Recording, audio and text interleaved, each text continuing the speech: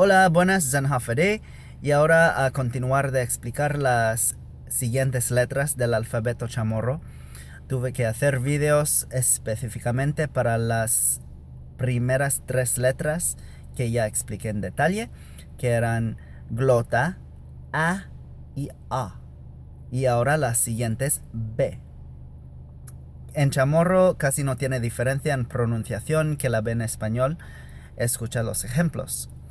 B, bandera, bola, libre, biju, obija, vino, cerveza, voz, leblo. ¿Os fijasteis que la V corta de las palabras en español se convierten en B larga en chamorro? Bueno, este mismo caso va a ocurrir siempre porque se utiliza la V corta en chamorro solo para escribir nombres o apellidos que hasta en ese caso todavía se pronunciarán como si fuera una B larga, aunque se escriban con B corta. Porque en el idioma chamorro no existe el sonido de la B corta.